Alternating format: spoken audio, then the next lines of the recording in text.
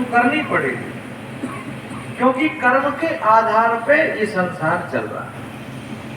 कर्मणा जायते जंतु, बोले कर्म से व्यक्ति का जन्म होता है। कर्मणैव विलीयते, कर्म में इंसान विलीन हो जाता है। सुखम दुखम भयम चैवम कर्मणैवाभिपद्यते, बोले सुख दुख मनुष्य को कर्म के आधार पर ही प्राप्त होते। इसलिए आप तो प्रकृति का पूजन करो। गिरिराज जी का पूजन अर्थात तो प्रकृति का पूजन। ये सारी प्रकृति परमात्मामय है, ईश्वरमय है।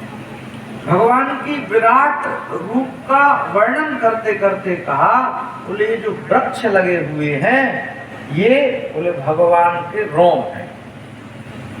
ये जो नदियां बह रही हैं ये भगवान की नसें हैं, नाड़ियां, नसें। श्री कृष्ण कह रहे इंद्र का पूजन छोड़ो, क्योंकि इंद्र के लिए अभिमान आ गया और प्रतिवर्ष इंद्र का यज्ञ होता था, और इस वर्ष जब यज्ञ नहीं हुआ तो इंद्र को क्रोध आना ही था। निमंत्रण दे करके सामने से भोजन की थाली हटा लो तो सामने वाले को क्रोध आता ही है। वही स्थिति इंद्र देवता की हो गई। श्री कृष्ण ने कहा इंद्र का यज्ञ मत करो, आप तो गिरिराज जी का पूजन करो, क्योंकि इंद्र का जो मान था, अभिमान था, उसको श्री कृष्ण को दूर करना था।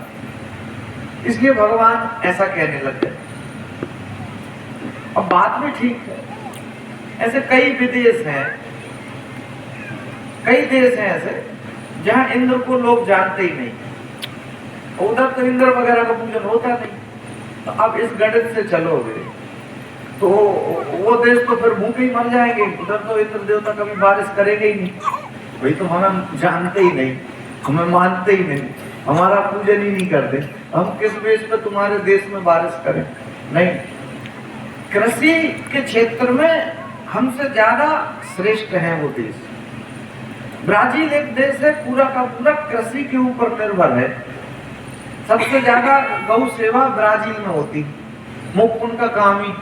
अब ब्राजील में तो कोई कृष्ण नहीं जानता, ब्राजील में तो कोई नहीं समझता इंद्र देवता के लिए। भगवान ये समझाना चाह रहे हैं कि प्रकृति के साथ घुल मिल करके रहो, आप प्रकृति का पूजन करो आप। इसलिए भगवान ने कह दिया कि इंद्र का पूजन मत करो। बोले अगर क्रोधित हो गया इंद्र तो बोले फिर एक काम करो, आधे लोग इंद्र का पूजन कर लो और आधे लोग इंद्र का पूजन नहीं करो।